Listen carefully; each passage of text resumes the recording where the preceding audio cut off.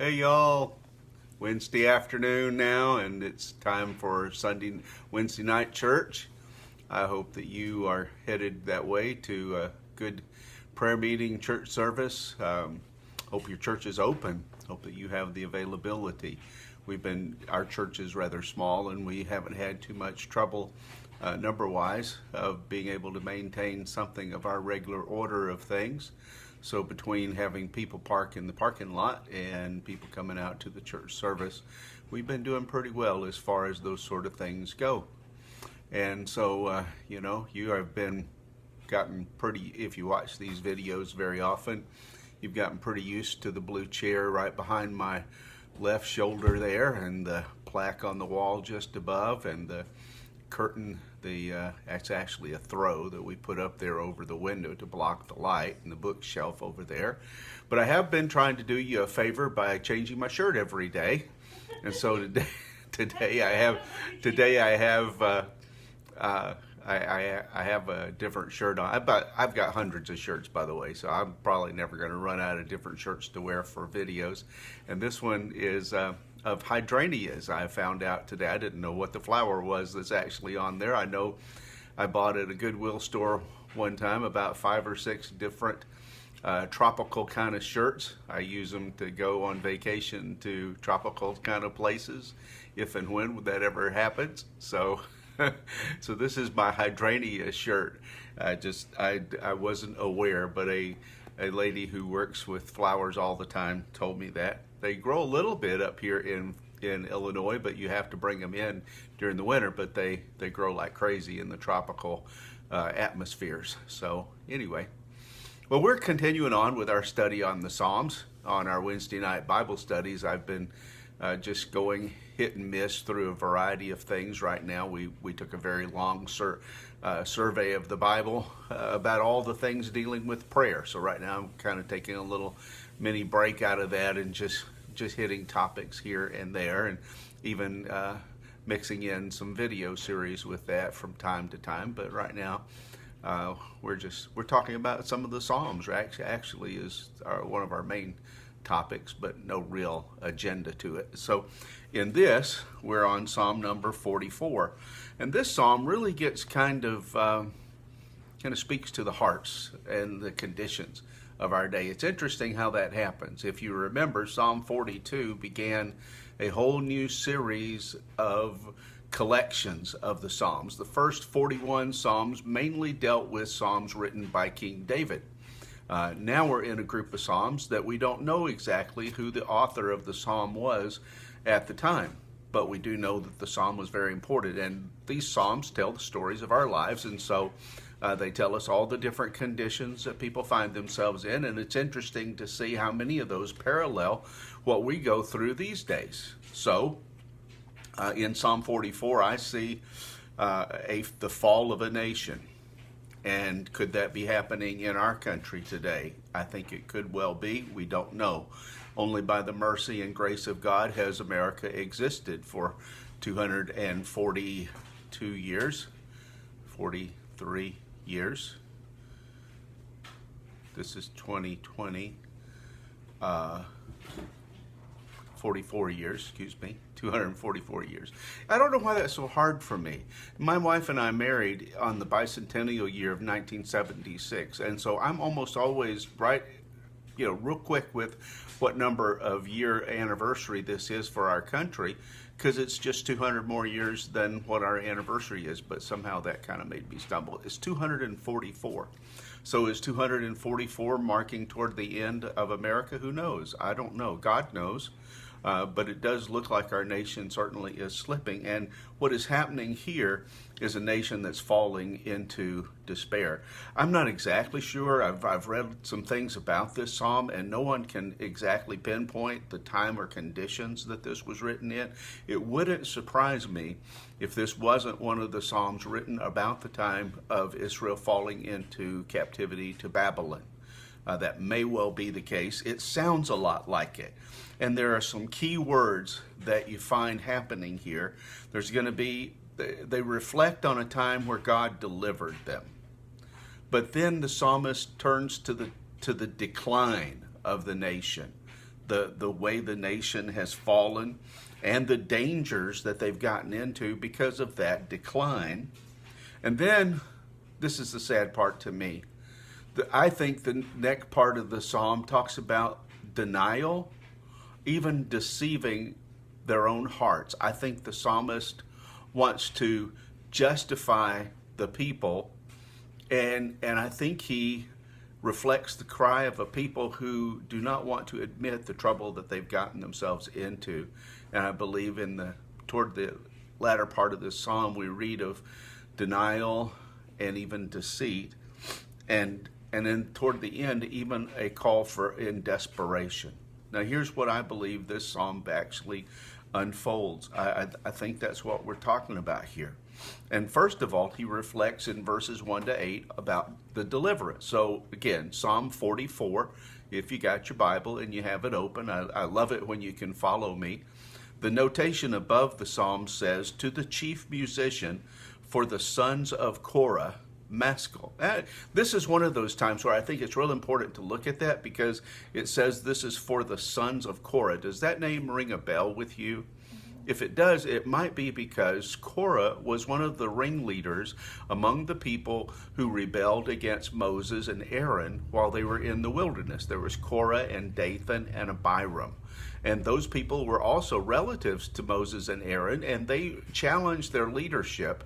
And God, as a punishment for what they were doing, trying to usurp what Moses and Aaron were given by God to do, the Bible says that the earth opened up and swallowed the families. But evidently some of the families continued on. And when David was assigning the different positions that would be filled in the priestly order and would be taking place in the temple that Solomon would build, and both Solomon and David both had a hand in this, the part of the people who were assigned to do the musical part of the temple worship were these sons, these remnants, the children from Korah, who had defied God. And so what it speaks to me about is someone who had in their past a time of great judgment were also granted great grace in being able to serve God in such a tremendous capacity, even though their forefathers had been so poor. This is kind of the opposite, because the psalmist is going to reflect on the things God had done in the history of the nation, but then he's going to reflect on what's going on today. And so it kind of works in both directions. But this is a wonderful reminder and a challenge for us who are living in 2020. By the way, what number is worse than 666 to the Christian mindset? 2020. Why? Because Christians will escape 666. But as Christians, we haven't been able to escape 2020. So, here we go. Verse 1, we have heard with our ears, O God, our fathers have told us what work thou didst in their days, in the times of old, how thou didst drive out the heathen with thy hand, and plantest them.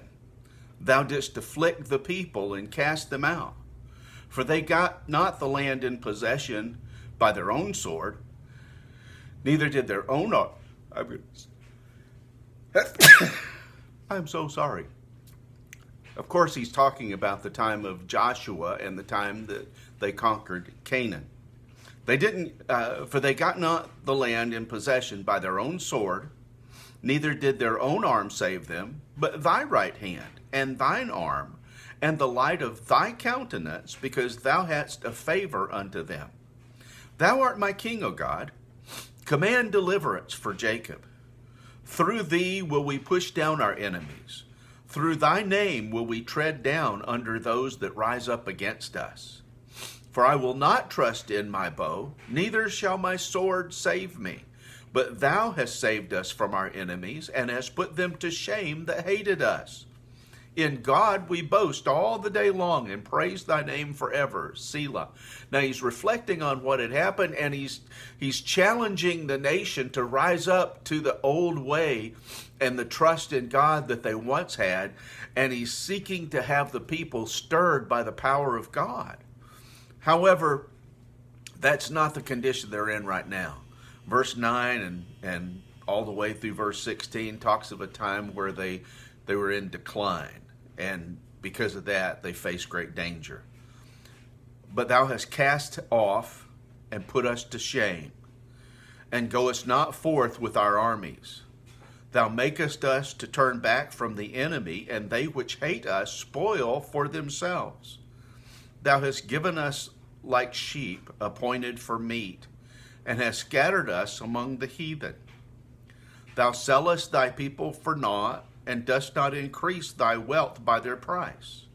Thou makest us a reproach to our neighbors, a scorn and a derision to them that are round about us. You see the picture here of their despair and their decline as a people. They're being enslaved, and they're being defeated, and they're being beaten back. In verse 14, thou makest us a byword among the heathen. They just, a shaking of the head among the people. They hear about us and they just go, can you believe it? Can you believe what they used to be and what they are now? My confusion is continually before me, and the shame of my face hath covered me. For the voice of him that reproached me and blasphemeth by reason of the enemy and avenger. He's just thinking about the way that life is now, and he's thinking about the way that that the nation, not just him personally, but the nation as a whole, has been so brought low through the sin that they've allowed in their lives and through the conditions that come. And this is where I think that the psalmist begins to sort of deceive himself. You see, all the words of the Bible are the words of God. But that doesn't mean that every word is spoken out of the mouth of God in the sense that God spoke it verbally. God records accurately the words of the devil, which are almost always lies and deceit. God records accurately the words of sinful men, even though the things that those sinful men say may or may not be true. And in the condition that the psalmist finds himself wishing desperately for different ways, seeing his nation defeated and declined and become just such a good grief, who could believe that it's so bad now? I think he adds in here the conditions that he wishes but aren't. He says this in verse 17. All this has come upon us, yet have we not forgotten thee. I don't know if they'd forgotten God or not. I think they had, and he's just not wanting to admit it. Neither have they dealt falsely in thy covenant. Our heart is not turned back. Why were they suffering all these things anyway? Well, it was because of their sin, but they're not ready to confess and forsake their sin. And see, that's the condition of every nation that is rebelled against God. It'll never get better till they confess their sin. And that's true not only of nations, it's true of every individual. It's true in every human condition. The only way things get better is when we are ready to come honest before God and confess our sin. And I'm not seeing that in this psalmist. He says, our heart is not turned back, neither have our steps declined from thy way. Though thou hast sore broken us in the place of dragons and covered us with the shadow of death, if we have forgotten the name of our God or stretched out our hands to a strange God, shall not God search this out? For he knoweth the secrets of the heart. Yea, for thy sake we are killed all the day long, and we are counted as sheep for the slaughter. It's as if he is trying to justify himself. I think he knows that he's wrong. And what that does is it calls out in desperation. This is what we need as America. We need people. We need a nation of people to fall on their knees and call out to God in desperation for what only God can do for us. Look at verse 23. Awake, why sleepest thou, O Lord? Arise, Cast us not off forever. Wherefore hidest thou thy face, and forgettest our affliction and our oppression? For our soul is bowed down to the dust, our belly cleaveth unto the earth. Arise for our help, and redeem us for thy mercy's sake. It's the wisest thing that this psalmist could have ever done. It's the wisest thing I could ever do, and it's the wisest thing any of us as individuals can do, and it's the wisest thing the nation of America needs to do, is to fall on our face before a holy and righteous God and plead his mercies and his forgiveness. Debbie and I are going to sing a song that tells us about that.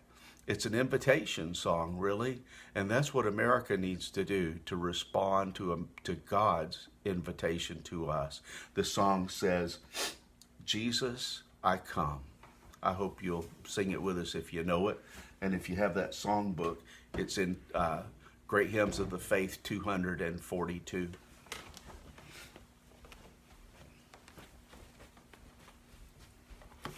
Now, the reason I keep on saying that about a lot of our church folks read this, and those who are meeting in the cars have their hymn books in the car. So I hope that you take it out during the week when you're watching these videos and sing with us, and then come on and take it back in the car and then use it on Sundays.